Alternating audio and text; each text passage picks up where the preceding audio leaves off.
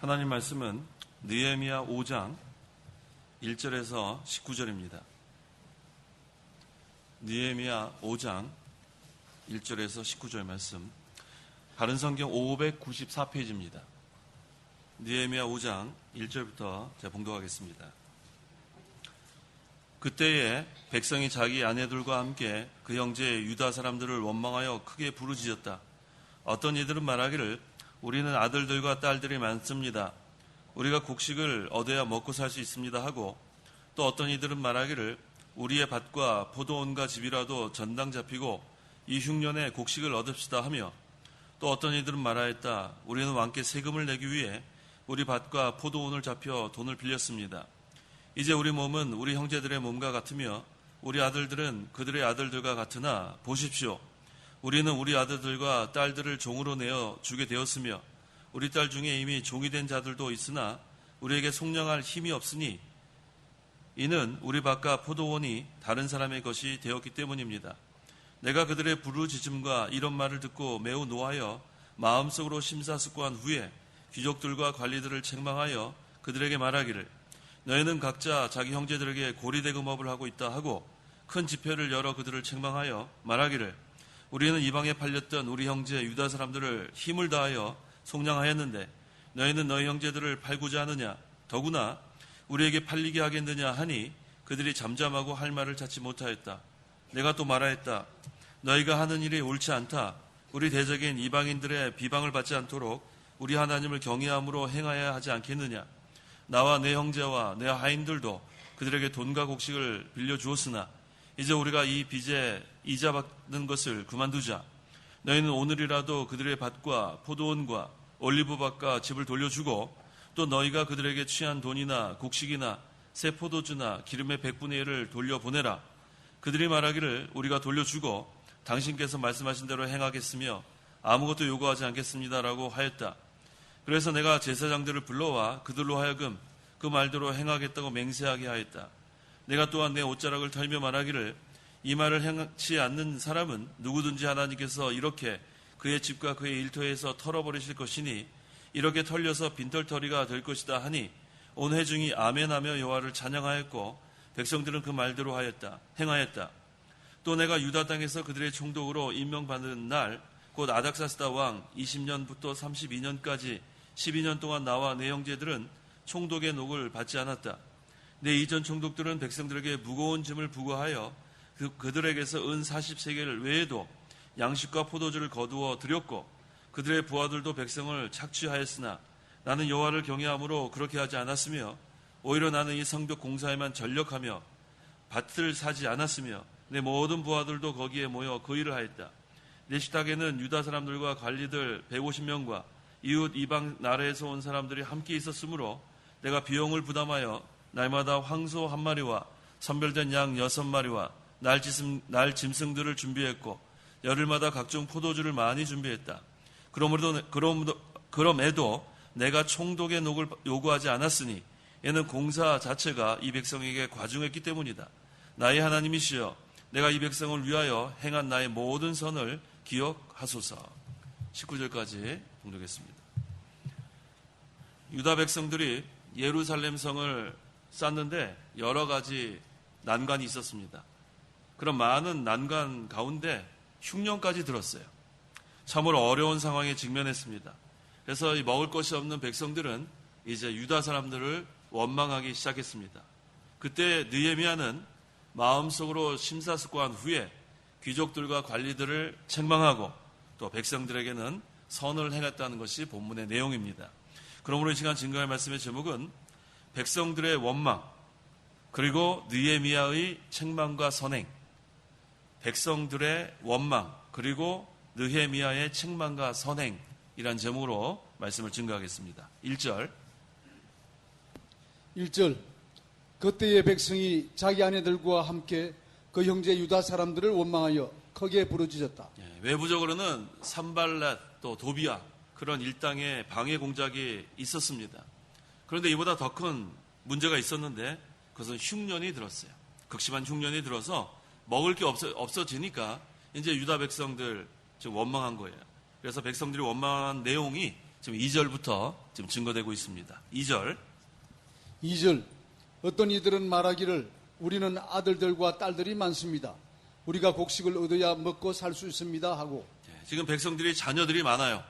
그런데 곡식을 얻어야 먹고 살 수 있다고 원망하고 있습니다.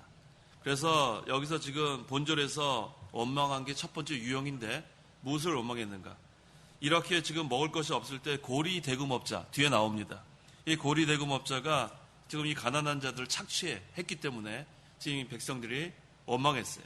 가족은 많고 지금 곡식은 없고 그러니까 빚을 져야 되겠는데 이 고리 대금업자가 그것을 이용해 가지고 착취했습니다. 그래서 곡식을 얻어야 먹고 살 수 있습니다. 자, 보니까 이 가난한 자들이 고리 대금업자한테 돈만 빌린 게 아니라 그 곡식과 새 포도주와 또 기름도 빌린 내용이 그 뒤에 나와요. 그 11절 한번 읽어보세요. 11절. 11절 너희는 오늘이라도 그들의 밭과 포도원과 올리브밭과 집을 돌려주고 또 너희가 그들에게 취한 돈이나 곡식이나 새 포도주나 기름의 100분의 1을 돌려보내라. 네, 돈이나 곡식이나 하반절에 그들에게 취한 돈이나 곡식이나 새 포도주나 기름이라는 거 보니까 이 고리대금업자들이 돈만 빌려준 게 아니라 곡식도 빌려주고 또 새 포도주도 빌려주고 기름도 빌려주고 그런 다음에 아주 이 사람들을 착취한 것이 11절에 증거되고 있습니다. 네, 3절 또 어떤 이들은 말하기를 우리의 밭과 포도원과 집이라도 전당 잡히고 이 흉년에 곡식을 얻읍시다. 자, 이 두 번째 유형이에요. 백성들이 밭과 포도원과 집을 전당 잡히는 거예요. 고리대금업자한테 그걸 다 이렇게 전당 잡히고 그 다음에 흉년에 곡식을 얻는 거. 그러니까 자기네 걸 다 지금 빼앗기고 곡식을 겨우 얻으니까 얼마나 원망했겠습니까? 이 고대 이스라엘 백성에게는 이 밭이나 포도원이나 집은 생명같이 귀한 그러한 것이었습니다. 그런 귀한 것들을 다 전당 잡히고 곡식 얻으려고 그렇게 했기 때문에 원망했습니다. 4절. 4절 또 어떤 이들은 말하였다. 우리는 왕께 세금을 내기 위해 우리 밭과 포도원을 잡혀 돈을 빌렸습니다. 자, 흉년에 지금 먹을 것이 없어서 지금 밭이나 포도원이나 그 다음에 집을 전당 잡혀서 곡식을 얻은 것도 지금 너무나 원망스러운데 그 다음에 이번에는 세금을 또 내야 돼요. 그 얼마나 원망이 극심하겠어요. 자기네 먹을 곡식을 위해서 생명보다 귀하게 여기는 그러한 집이나 밭이나 포도원을 전당 잡혔는데 이번에는 세금을 내기 위해서 돈을 또 빌려야 되기 때문에 자기네 밭과 포도원 이거 다 이제는 전당 잡혀가지고 그것을 빌린 다음에 자기네 사용하는 것이 아니라 또 뭘 내야 돼요? 나라에다가 세금을 떼내야 되니까 이 원망이 지금 하늘을 찌르게 됐습니다. 5절. 5절 이제 우리 몸은 우리 형제들의 몸과 같으며 우리 아들들은 그들의 아들들과 같으나 보십시오. 우리는 우리 아들들과 딸들을 종으로 내어주게 되었으며 우리 딸 중에 이미 종이 된 자들도 있으나 우리에게 속량할 힘이 없으니 이는 우리 밭과 포도원이 다른 사람의 것이 되었기 때문입니다. 성경을 보려는 거예요.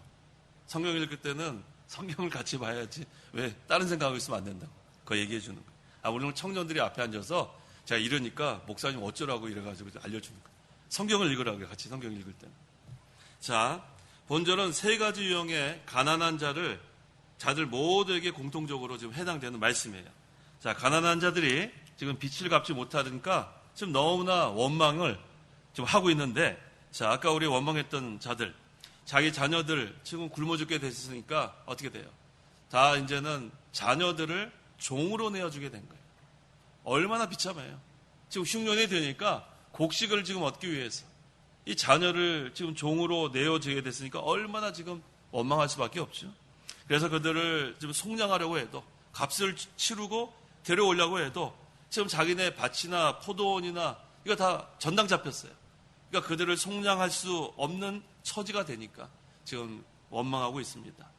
자, 이때는 또 이 부유한 사람들이 흉년을 틈타가지고 이런 짓을 하는 거예요. 이 고리대금업자들이 바로 부자들이에요. 자기네들이 돈도 있고 곡식도 많이 있으니까 이 흉년에 들었을 때 그 기회를 이용해갖고 가난한 자들의 모든 그런 소유를 다 이렇게 빼앗는 것. 그래서 이 백성들의 원망이 점점 커가고 있었습니다. 6절에서 7절. 6절 내가 그들의 부르짖음과 이런 말을 듣고 매우 노하여 마음속으로 심사숙고한 후에 귀족들과 관리들을 책망하여 그들에게 말하기를 너희는 각자 자기 형제들에게 고리 대금업을 하고 있다 하고 큰 집회를 열어 그들을 책망하여. 자, 이제는 이 백성들이 원망하는 그런 소리를 느헤미야가 들었습니다. 느헤미야가 듣고 이제 백성들의 말을 다 들은 다음에 매우 노했어요. 이게 말이 안 된다. 이게 지금 이렇게 가난한 자들이 착취당하고 있구나. 그래서 귀족들과 관리들을 책망합니다. 자, 너희는 각자 자기 형제들에게 고리대금업을 하고 있다. 지금은 흉년이 든 것을 틈타가지고 가난한 형제들에게 고리대금업 하는 거. 그러니까 어떻게 돼요? 부익부 빈익빈이 되는 거예요. 고리대금업을 해가지고 부자는 더 부자가 되고 가난한 자들은 더 가난하가 되고, 이게 얼마나 하나님 앞에서 악한 일입니까? 악한 자들이에요.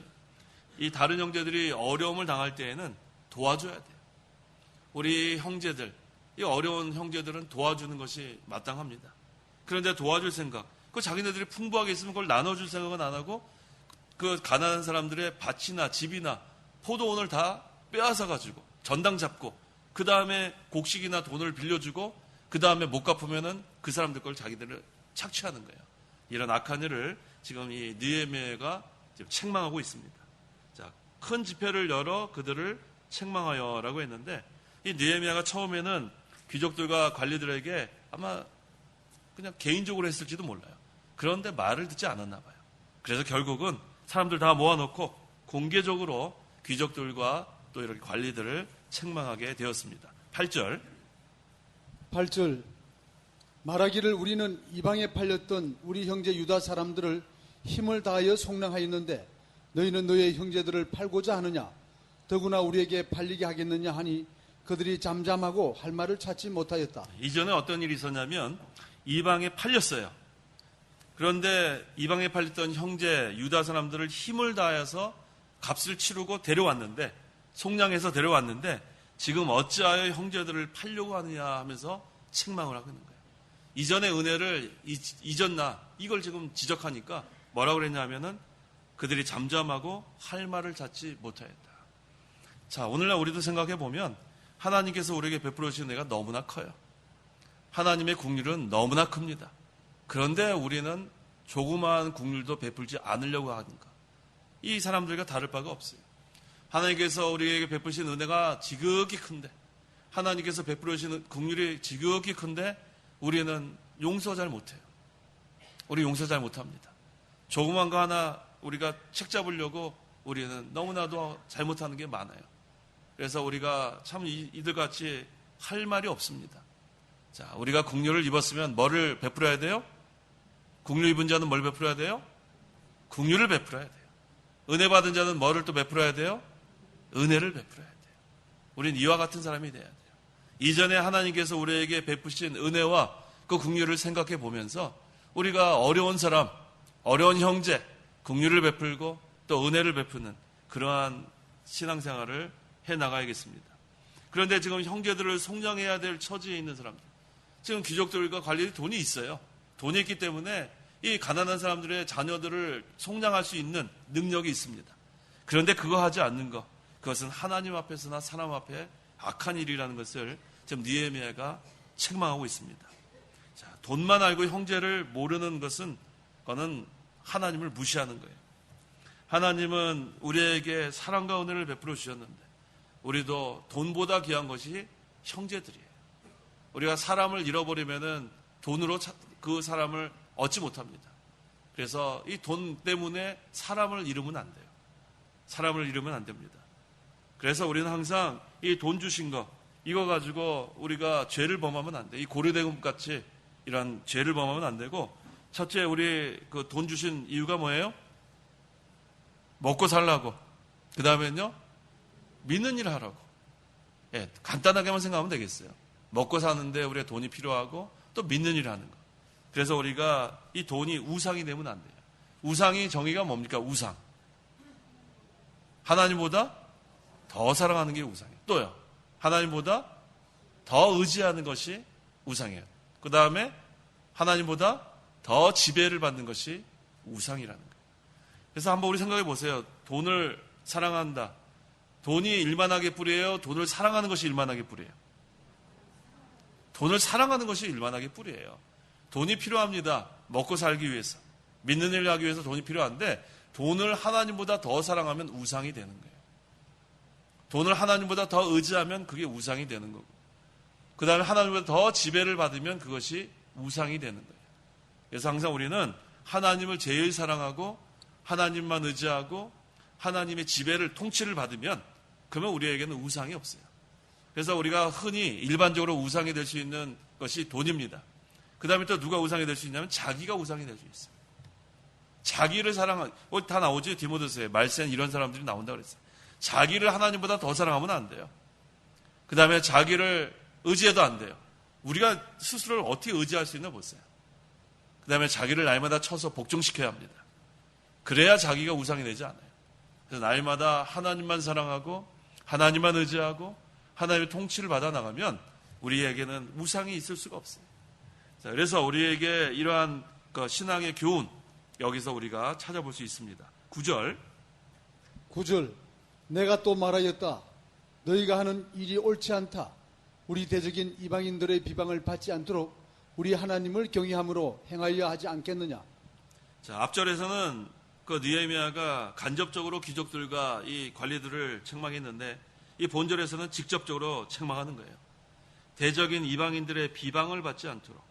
자, 오늘날로 하면은 이 불신자들의 비방받으면 안 되겠어요. 그래서 유다 백성들이 이 부도덕, 또 이렇게 무자비함, 이런 것 때문에 이방인들이 비방할 수 있는 그런 근거를 주는데 오늘날도 우리 성도들도 마찬가지예요. 그래서 제가 늘 이 세 가지를 강조하는 게 바로 그렇습니다. 하나님의 형상은 몇 가지 면이 있어요? 세 가지 면. 어떤 면이 있어요? 영적인 면, 도덕적인 면, 인격적인 면. 저는 그래서 항상 이 세 가지를 신대원에서도 강조하고 이 설교 시간에도 강조하는 거예요. 우리는 영적인 면만 강조하다 보면은 이 균형을 자꾸 잃어버려요. 그래서 믿는다 하는 사람들이 제일 욕을 먹어요. 교회에 제일 오래 그냥 머물고 교회에서 열심히 봉사하고 교회에서 막 힘을 쓰는데 나가서는 욕을 먹으면 안 된다는 거예요. 그것은 믿는 것이 아니라 믿는 일 때문에 비방당하는 거예요. 그래서 우리는 영적으로 믿는다 그거에만 집중하는 게 아니라 물론 그게 첫째입니다. 우리는 자신의 구원을 이루어 나가는 것, 그게 첫째가 돼야 돼요. 그 다음엔 도덕적으로도 우리는 만들어져 나가야 돼요. 아니 여기 예배당에서는 이렇게 다 열심을 내는데 밖에 나가가지고는 인정을 못 받는 거예요. 도덕적으로 참 비방당하는 거. 그래서 오늘날 이 기독교인들이 비방을 많이 당해요. 그럼 왜 그래요? 예배당 안에서와 예배당 밖에서의 생활이 완전히 딴판이기 때문에 비방을 당하는 거예요. 인격적으로도 비방당하는 거예요. 고치세요. 오늘 고쳐야죠. 우리가 뭐예요? 자기를 쳐서 변화시키는 것이 우리가 해야 될 거예요. 영적으로도 우리의 중생한 영이 자라나야 되고, 그다음 도덕적으로 우리의 언행, 우리의 말하는 거, 행동하는 거 잘못된 건 고쳐야 돼요. 우리 아주 못된 속담 하나 있죠. 3살 버릇. 그때까지 가면 안 돼. 그때까지 가면 안 된단 말이에요. 3살 때 고쳐야지 그거를 80까지 놔두면 어떻게 하려고 그래요? 그러면 77년 동안 얼마나 못되게 사는 거예요. 나는 원래 이런 사람이라는 건 없어요. 그거는 아주 게으르고 아주 나태한 사람이에요. 고쳐야죠. 못된 건 고쳐야지. 그걸 왜 3살 버릇을 80까지 그거를 놔둬요. 3살 버릇은 언제 고친다? 3살 때 고친다. 그래서 우리 어린아이들 못된 그런 버릇이 있으면 그때 고쳐줘야 돼요. 고쳐줘야 돼요. 그거 어떻게 하려고 그래요? 그래서 우리 믿는 사람은 우리가 영적으로도 점점 중생한 영이 자라나고 도덕적으로도 우리는 손가락질 당하면 안 됩니다. 예배당 안이나 예배당 밖에서나 모습이 같아야 돼요. 그 다음에 인격적으로도 우리는 모든 것을 잘 갖춰 나가면 그러면은 이 이방 사람들에게, 이 불신자들에게 비방당하지 않습니다. 우리는 세상의 빛과 소금이라고 성경이 분명히 증거하고 있는데, 여기 성경에서 빛과 소금이라고 증거하면 뭐예요? 빛이 안 되는데. 이 예배당 안에서는 환한 빛을 비추는데 밖에 나가면 꺼져버리면 안 되는 거예요. 밖에 나가서도 환하게 비춰야 돼요.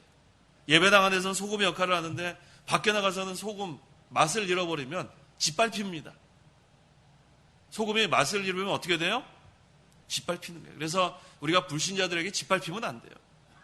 소금의 역할도 하고 빛의 역할도 하고. 그래서 어떻게 하든지 우리가 환한 복음의 빛을 우리가 비춰나가야겠습니다. 그 다음에 또 뭐라고 직접적으로 책망했냐 하면 하나님을 경외함으로 행하여야 하지 않겠느냐. 하나님 경외하는 게 뭐예요? 하나님 경외하는 거. 하나님을 두렵고 떨림으로 섬기는 거예요. 하나님 경외하지 않기 때문에 우리가 말도 함부로 하고 행동도 함부로 하는 거예요. 하나님을 두렵고 떨림으로 섬기면은 말을 조심하게 돼 있어요. 하나님을 두렵고 떨림으로 섬기면은 행동도 조심하게 돼 있습니다. 그래서 우리가 항상 하나님 앞에서, 그래서 우리 그 요셉 같은 경우가 보디발의 아내가 그 요셉을 유혹할 때 뭐라고 했어요? 내가 누구 앞에서 죄를 행하지 않겠다 그랬어요? 하나님 앞에서. 이게 바로 개혁주의 신앙이에요. 하나님 앞에서 신앙생활하는 거. 그러면 우리는 담대할 수 있습니다.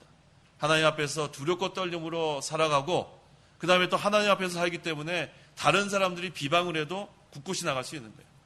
우리는 하나님 앞에서 모든 것을 해나가면 이와 같이 부도덕할 수가 없어요. 지금 그 느헤미야가 이것을 책망하는 거예요. 하나님 앞에서 모든 걸 행하면 이렇게 무자비할 수가 없죠. 그래서 느헤미야는 하나님 앞에서 하라는 것을 여기서 강조하고 있습니다. 그래서 하나님을 경외하는 자는 돈보다 믿는 형제를 더 귀하게 여기게 돼 있어요. 하나님께서 그걸 원하시기 때문에. 그래서 어려운 형제를 도와주는 그러한 것, 이게 하나님 앞에서 모든 것을 해나가는 겁니다. 10절에서 11절. 10절 나와 내 형제와 내 하인들도 그들에게 돈과 곡식을 빌려주었으나 이제 우리가 이 빚에 이자 받는 것을 그만두자. 너희는 오늘이라도 그들의 밭과 포도원과 올리브밭과 집을 돌려주고 또 너희가 그들에게 취한 돈이나 곡식이나 새 포도주나 기름의 100분의 1을 돌려보내라. 네, 느헤미야가 부유한 자와 가난한 자 사이에 좋은 방책을 지금 제시하고 있습니다. 지금까지 책망했는데 책망만 하는 것이 아니라 어떻게 해야 될 것을 알려줍니다. 자, 첫 번째 어떻게 해야 되는가? 돈과 곡식을 빌려줄 때 그 빚 증거, 이자 받는 거 그만두라는 거예요. 지금 가난한 사람들이 돈이 없어요. 할 수 없어서 지금 다 거기다가 지금 맡기고 지금 빌려왔는데 그거 없는 사람한테 이자까지 이렇게 해가지고 어떻게 하려고 그래요. 그래서 이자 없이 그냥 꿔주는 건 괜찮은데 이제 가난한 자에게 이자 받는 거 그만둬라. 이게 지금 느헤미야가 알려준 첫 번째 방법이에요. 그래서 우리는 은혜를 베푸는 게 중요한 거예요. 은혜를 베푸는 거. 어떻게 하지 내 이익만 추구하지 말고 우리가 은혜를 베푸는 거. 그것을 여기서 제시합니다. 두 번째, 느헤미야가 좋은 방책을 제시한 것은 가난한 자들에게 그들의 밭과 포도원과 올리브밭과 집을 돌려주라는 거예요. 그 사람들에게는 이것이 생명 같은 그러한 귀한 것인데 그거 돌려줘라. 너희들은 그거 없이도 살 수 있지 않느냐. 그래서 이자 받는 거 그만둘 것. 두 번째는 너희들이 지금 그 전당 잡은 밭과 포도원과 올리브밭과 그 집을 다 돌려주라는 것.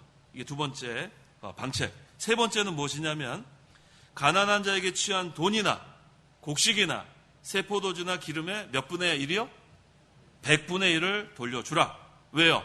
지금 이 사람들 먹을 게 없어요. 흉년에 들었기 때문에. 그래서 그 사람들의 100분의 1을 돌려주면 그 사람들에게는 큰 위로가 되는 겁니다. 그래서 지금 느헤미야가 이와 같이 하라고 지금 귀족들과 관리들에게 권면을 했습니다. 그래서 물질적 도움, 이게 필요할 때가 있습니다. 그래야 지금 예루살렘 성을 지금 쌓아 나가야 되는데 이러한 지금 물질이 없어가지고 어려워하는 사람들 힘을 쓸 수가 없어요. 지금 뭐 벽돌 날려야 되고 지금 뭐 얼마나 지금 노동할 것이 많은데 곡식도 없고 지금 자기 거 다 뺏기고 이 상태에서는 이 예루살렘 성을 쌓을 수가 없습니다. 그래서 느헤미야가 이와 같이 지금 좋은 방책을 제시했습니다. 12절. 12절 그들이 말하기를 우리가 돌려주고 당신께서 말씀하신 대로 행하겠으며 아무것도 요구하지 않겠습니다 라고 하였다. 그래서 내가 제사장들을 불러와 그들로 하여금 그 말대로 행하겠다고 맹세하게 하였다. 네, 이 귀족들과 관리들과 백성들이 느헤미야의 제안대로 그렇게 하겠다고 했어요. 이 성령께서 감동하는 거죠. 자, 모든 것이 성령께서 감동시켜야 되는 거예요. 아무리 뭐 말을 잘하고 권면을 잘하고 설득을 해서 되는 게 아닙니다. 그때에 성령께서 감동하면 그 사람들의 마음이 이렇게 열리는 거예요. 그래서 그렇게 하겠습니다. 앞으로 우리는 다 이자도 받지 않고 그 다음에 그들의 집과 밭과 포도원 다 돌려주고 그 다음에 이제 100분의 1도 주고 그래서 이제는 그들에게 도움이 될 수 있도록 해주겠다고 했는데 그때 느헤미야가 누구를 불렀어요? 누구를 불러왔어요? 제사장들을 불러왔어요. 그런 다음에 백성들로 하여금 맹세하게 했어요. 자, 하나님 앞에 합당한 일을 한 번 작정했으면 변하지 않게 하기 위해서 그 당시 그렇게 한 거예요. 제사장 불러다가 왜? 이 물질에 대해서는 마귀가 틈탈 수 있어요. 성령께서 감동해가지고 그 당시에는 해야 되겠다 그랬는데 이런 사람 있죠? 화장실 갈 때랑 나올 때랑 마음 바뀌는 사람들. 그런 사람 있어요. 화장실 갈 때는 이렇게 하겠다고 하는데 들어갔다 나온 다음에 마음이 바뀌었어요. 그다음 하룻밤 잔 다음에 마음 바뀌는 사람도 있어요. 분명히 이렇게 하겠다고 그랬는데 하룻밤 잔 다음에 마음 바뀌는 사람이 있단 말이에요. 사람의 마음은 그런 거예요. 그래서 우리가 성령의 감동을 받아서 뭘 해야 되겠다 그러면은 이렇게 뭐 교육자나 또 장로님이나 앞에 와가지고 제가 이렇게 하겠습니다. 그렇게 약속하는 것이 그게 필요한 거예요. 그러면은 한 번 약속했으니까 그 다음에는 그걸 이행하지 않겠습니까? 그래서 그 당시에는 그러한 우리의 연약함을 알고 제사장을 불러서 그 앞에서 이렇게 하겠다고 이렇게 약속하는 거 그렇게 했던 것입니다. 13절. 13절 내가 또한 내 옷자락을 털며 말하기를 이 말을 행치 않는 사람은 누구든지 하나님께서 이렇게 그의 집과 그의 일터에서 털어버리실 것이니 이렇게 털려서 빈털터리가 될 것이다 하니 온 회중이 아멘하며 여호와를 찬양하였고 백성들은 그 말대로 행하였다. 서원을 한 다음에 그것을 이행하지 않으면 이와 같이 된다는 거예요. 빈털터리가 될 것이다. 그래서 우리가 성령의 감동을 받아서 뭘 해야 되겠다 할 때는 하는 게 좋습니다. 그런 경우 제가 본 적이 있어요. 너무나 하나님께서 많은 그런 재산을 줬어요. 실제로 있었던 일이에요. 너무 뭐 사업이 번창해서 너무 뭐 이거 그래서 그런 고민을 해요. 하나님께서 나에게 왜 이렇게 많은 재산을 주실까? 그때 성령의 감동을 받아서 하나님 일을 위해서 쓰면 좋겠는데 조금 지난 다음에 다 없어졌어요. 사업이 그렇게 잘 됐는데 사업도 이제는 뭐 잘 안 되고 갖고 있던 것도 다 날아나고 때가 항상 있는 게 기회가 항상 있는 게 아니더라고요. 저는 그런 걸 실제로 봤습니다. 그때 그런 고민을 하더라고요. 아니 왜 하나님께서 나에게 이렇게 많은 돈을 주실지 이해를 못하겠다고 하는데 그때 제가 그거 하나님 일을 위해서 좀 쓰라고 말하고 싶었는데 그때 좀 얘기할 걸 잘못했어요. 지금 생각해 보니까. 근데 그 얘기를 제가 못했어요. 그때 좀 신대원이랑 또 이렇게 여러 가지 우리 그 하나님의 일을 좀 쓰라고 얘기하고 싶었는데 그 말을 못했는데 불과 얼마 지나지 않았고 그거 다 날아났어요. 지금은 할래도 할 수가 없는 거예요. 이와 같습니다. 그래서 하나님께서 나에게 왜 이렇게 많은 걸 주실까 고민할 게 하나도 없어요. 그때 하나님 일을 위해 쓰면은 하늘에 쌓는 거고 그거 하지 않아도 조금 쓰면은 다 달아날 수 있다는 거. 그게 우리가 갖고 있는 소유가 그래요. 세상의 것은 영원한 게 없습니다. 영원한 것은 하늘나라에 쌓는 것밖에 없어요. 그래서 여기에 있는 말씀처럼 그 서원한 것을 그대로 이행하지 않으면 빈털터리가 된다고 하는 말씀. 그때 온 회중이 아멘 했어요. 아멘의 뜻이 뭐죠? 아멘? 동의한다는 거죠. 그대로 이루어질지어다. 동의하는 겁니다. 그리고 여호와를 찬양했고 백성들은 그 말대로 행하였다. 14절. 14절 또 내가 유다 땅에서 그들의 총독으로 임명받은 날 곧 아닥사스다 왕 20년부터 32년까지 12년 동안 나와 내 형제들은 총독의 녹을 받지 않았다. 느헤미야 자신이 페르시아 왕에 의해 임명된 총독임이 여기 느헤미야서에서 처음 밝혀지는 거예요. 느헤미야의 지금 임명된 느헤미야가 페르시아 왕에 의해 임명된 총독이라는 거. 그래서 느헤미야가 총독으로 심무한 기간이 12년이에요. 오랫동안 심무했습니다. 근데 그동안 녹을 받지 않았대요. 보수받지 않고 그렇게 일했다는 걸 여기 증거하고 있습니다. 15절에서 16절. 15절 내 이전 총독들은 백성들에게 무거운 짐을 부과하여 그들에게서 은 40세겔 외에도 양식과 포도주를 거두어 드렸고 그들의 부하들도 백성을 착취하였으나 나는 여호와를 경외함으로 그렇게 하지 않았으며 오히려 나는 이 성벽 공사에만 전력하며 밭을 사지 않았으며 내 모든 부하들도 거기에 모여 그 일을 하였다. 이 느헤미야가 이전의 총독들과 다른 점은 뭐냐면 이전의 총독들은 백성들에게 무거운 짐을 부과했어요. 이전의 총독들은 백성들의 것을 착취했어요. 그래서 은 40세겔과 양식과 포도주를 세금으로 받았어요. 그런데 느헤미야는 백성들에게 부담을 주지 않았고 또 자기는 뭐를 받지 않았어요? 나라로부터 녹을 받지 않았어요. 이게 느헤미야의 훌륭한 점이에요. 느헤미야는 늘 하나님께 기도하고, 느헤미야는 항상 자기의 여건을 10분 활용하고 최선을 다하고, 그 다음에 또 총독의 위치에 있을 때는 백성들에게 부담을 주지 않고, 또 자기는 나라로부터 녹을 받지 않고. 느헤미야의 관심은 한 가지밖에 없었어요. 모든 것을 다 예루살렘 성 쌓는 거에다 기울인 거라는 거예요. 그런데 느헤미야는 부족함이 없었어요. 너희는 먼저 그의 나라와 그의 의를 구하라. 그러면은 나머지 것은 하나님이 다 주시는 거예요. 느헤미야는 나라로부터 녹도 받지 않고, 그러면 가난하게 살 것 같은데 하나님이 필요한 것을 다 채워줬습니다. 느헤미야의 관심은 예루살렘 성 쌓는 거 한 가지밖에 없었어요. 오늘날 우리가 이것을 깨달아야 돼요. 우리의 관심은 하나밖에 없는 거예요. 하나님 나라와 하나님의 의. 그러면은 우리의 필요한 것들은 다 주십니다. 이게 바뀌면 안 돼요.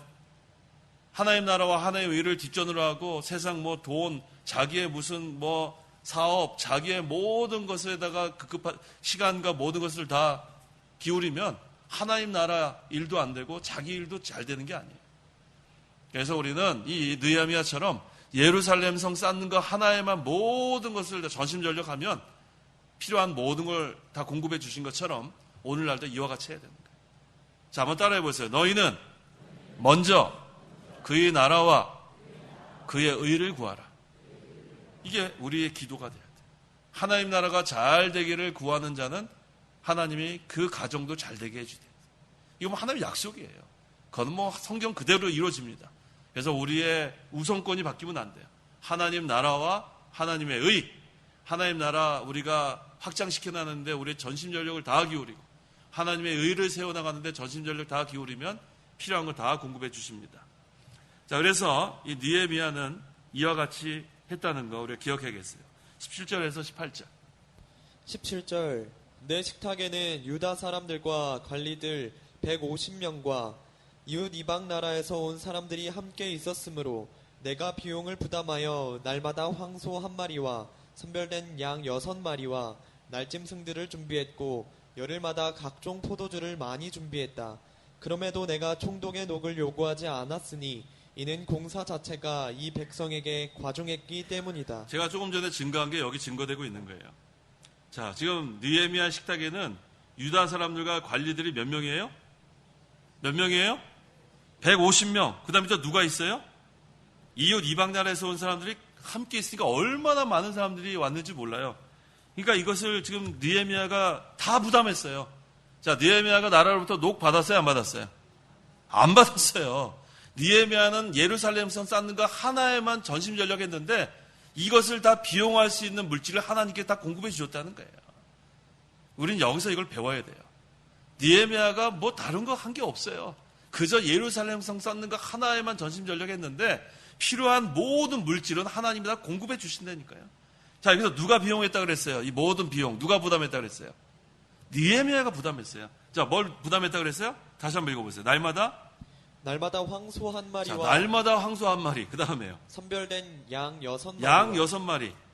날짐승들. 여기서 날짐승들은 닭고기 이런 것들을 말하는 거예요. 그 다음에 열흘마다 각종 포도주를 많이 준비했다. 자, 지금 몇 명이 여기 모였어요? 150명 플러스 여러 사람. 그런데도 느헤미야는 부족함이 없이 이것을 자기가 비용을 다 부담할 수 있는 능력이 있었어요.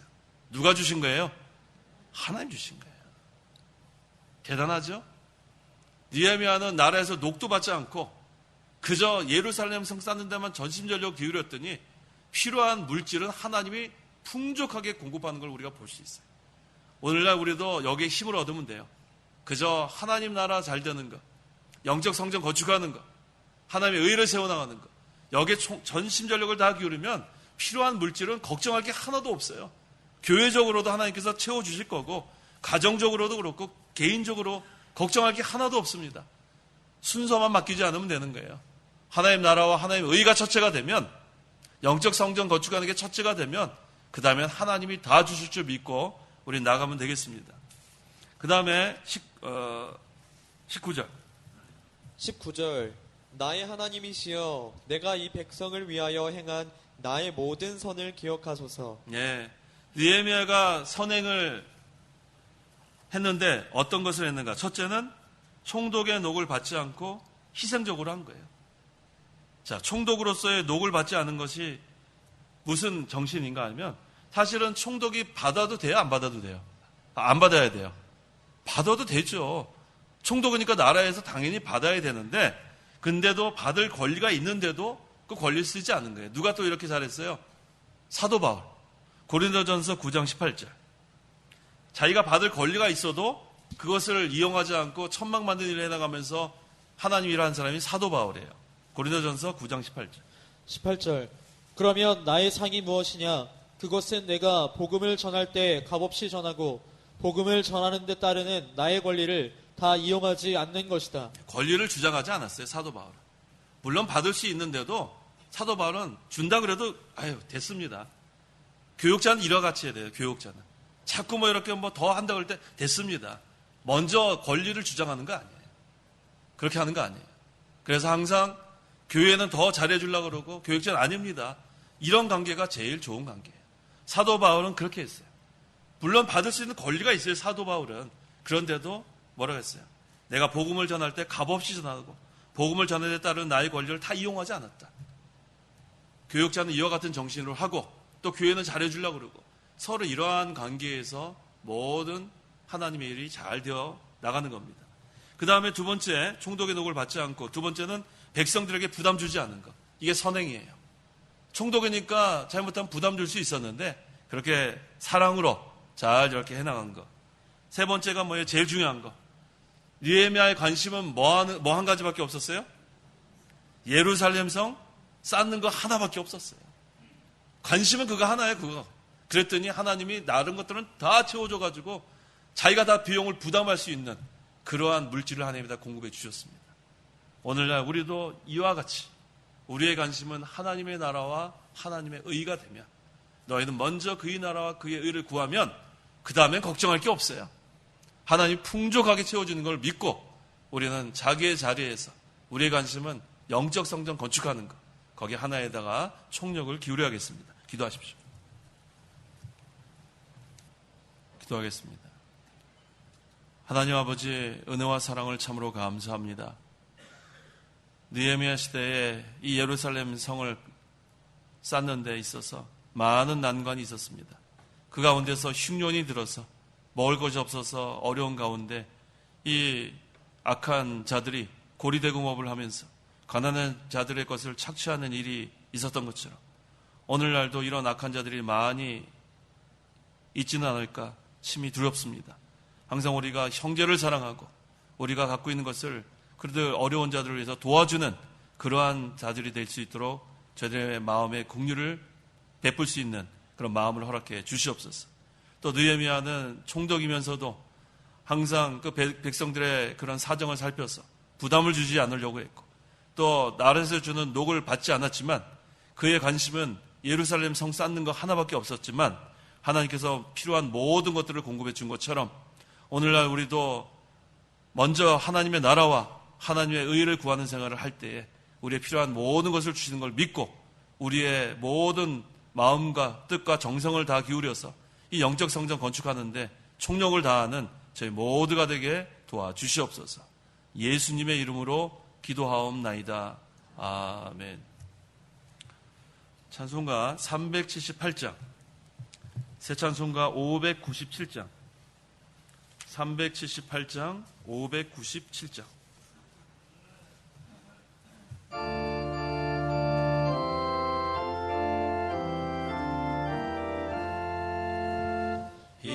이전에 주님을 내가 몰라 영광의 주님을 비방했다. 지극한 그의 내게 넘쳐 날 불러주시니 고마워하라.